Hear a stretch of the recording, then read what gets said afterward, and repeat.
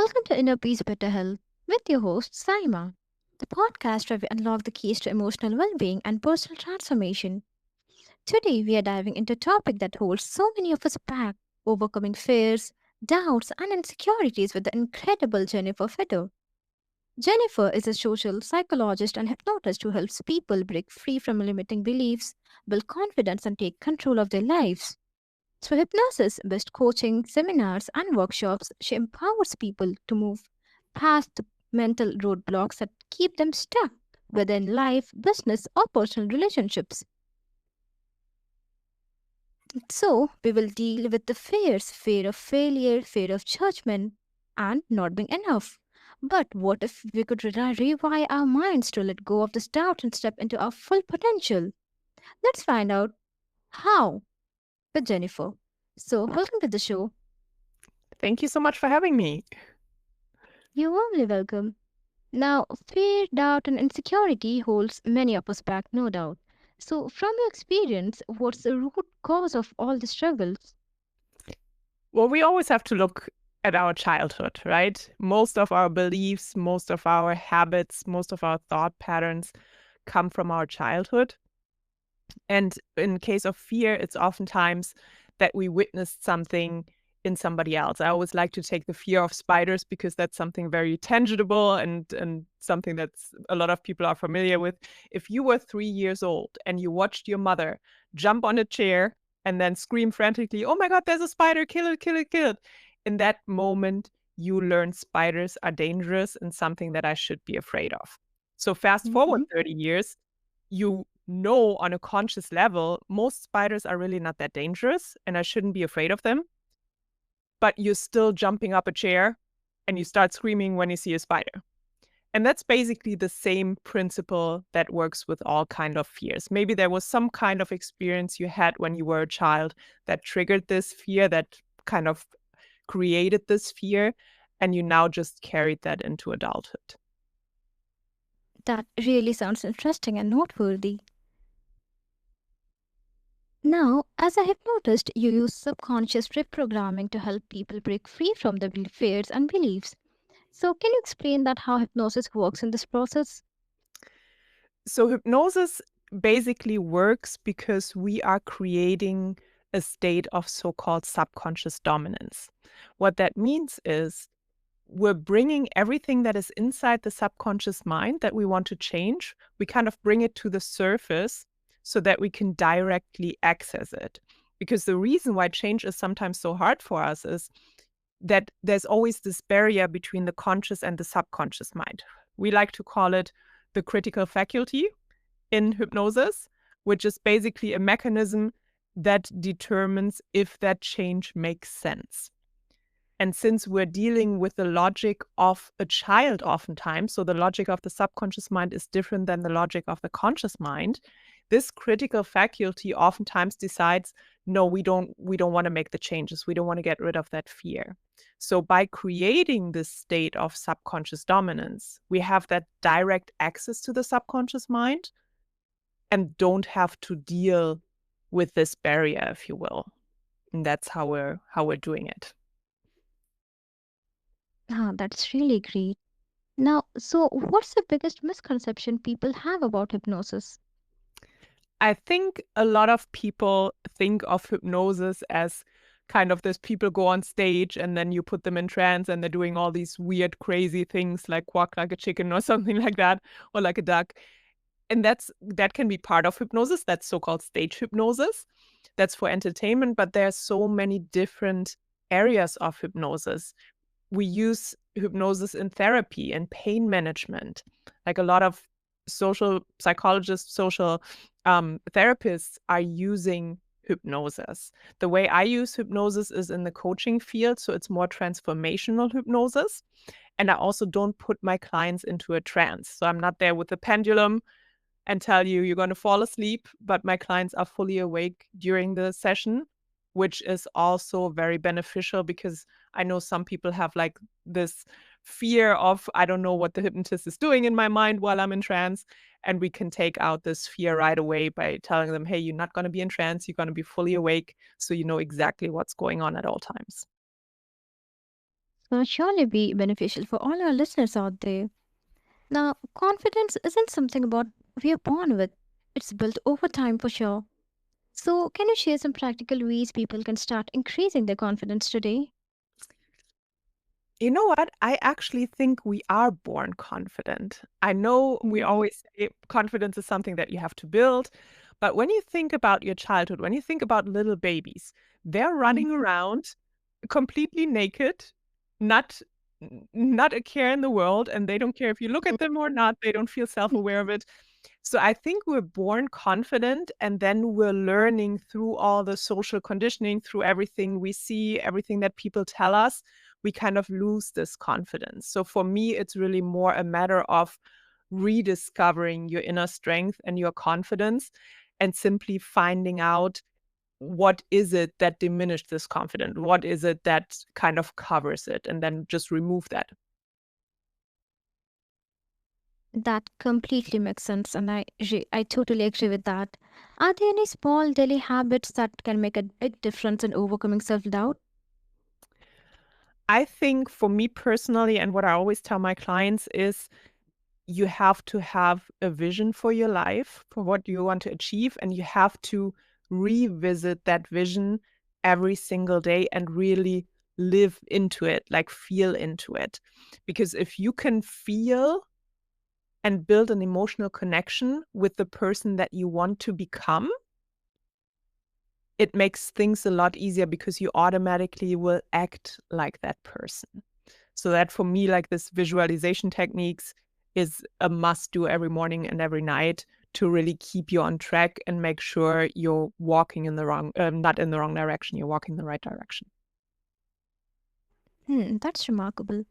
Now, many of us struggle with imposter syndrome, especially when stepping outside of our comfort zones. So, how do you help clients move past the internal voice telling them that they're not good enough? Imposter syndrome is interesting because it tends to always come back once you reach the next level in your business, in your life, and whatever it is that you want to achieve. And it usually comes up for people who already know a lot about the field that they're working in. Because what happens is if you gain a certain knowledge about your field of expertise, you also realize at the same time how much more there is to learn. And then you have this feeling of, oh my God, I can't help my clients because there's so much out there that I don't know. And there's so many people who are better than I am, not realizing that you already know a lot more than your client does. And then once you reach the next level, that feeling comes back.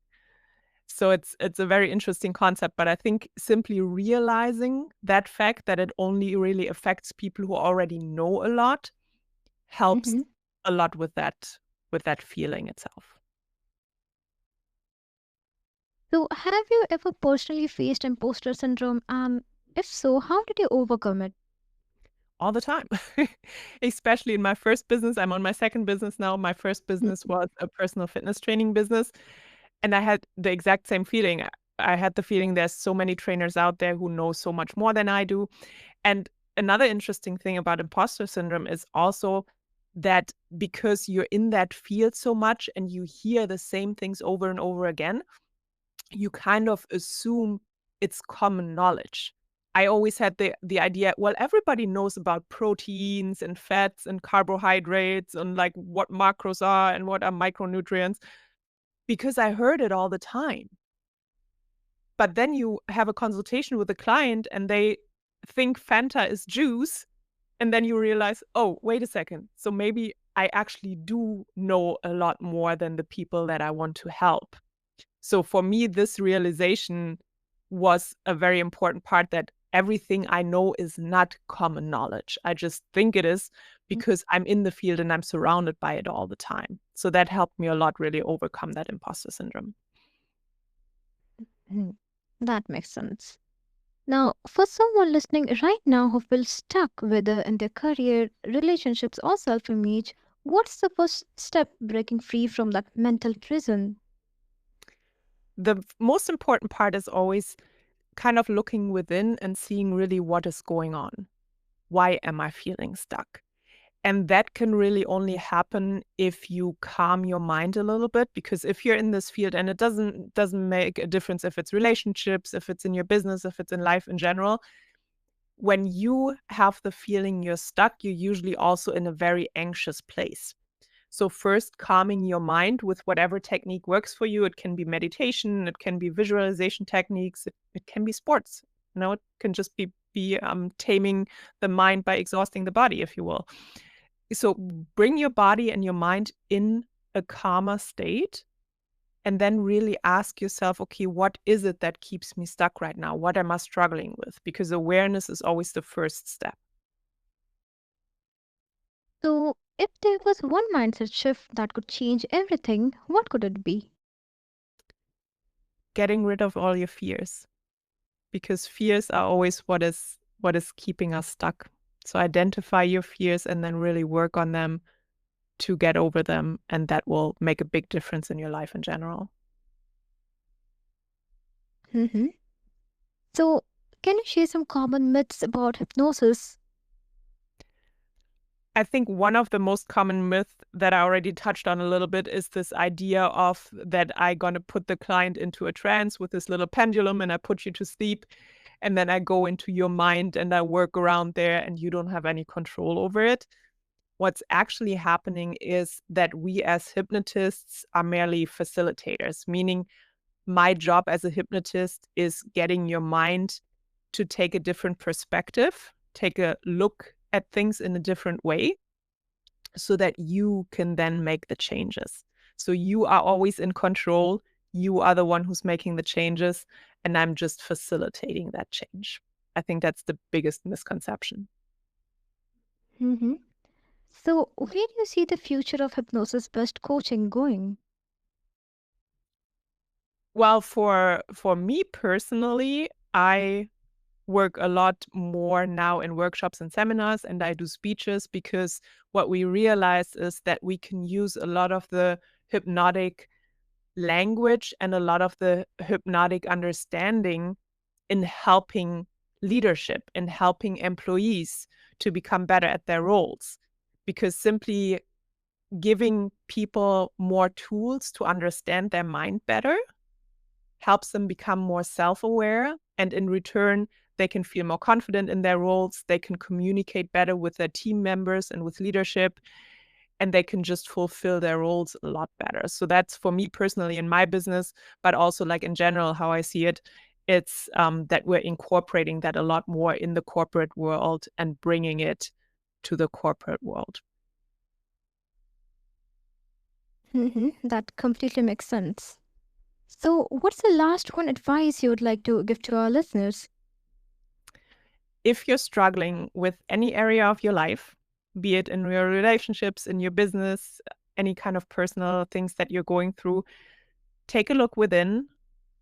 Don't freak out about it, but try to figure out where it's coming from and then address it at the root cause, because we always tend to try to fix the symptoms, but we never look at the root cause. But once you look at the root and you find the underlying fear or whatever it is that is holding you back, that is stopping you right now, then you can move from there and changes will happen a lot faster. That's really admirable. Jennifer, thank you for sharing your wisdom and powerful tools for breaking free from fear and self doubt. Your work is helping people step into their power and create lives filled with confidence and purpose. Thank you so much for having me. It was great to be here. Mhm. You're warmly welcome all the time. And to all our listeners, if fear, doubt, or insecurity has been keeping you stuck, know this: you have the power to rewire your mind and change your own story. Confidence isn't about never feeling fear, it's about choosing to move forward despite it. Be sure to connect with Jennifer for more insights on overcoming mental roadblocks and stepping into your best self. And remember, true inner peace comes when we stop letting fear run the show. Until next time, take care of your mind, trust yourself, and keep growing.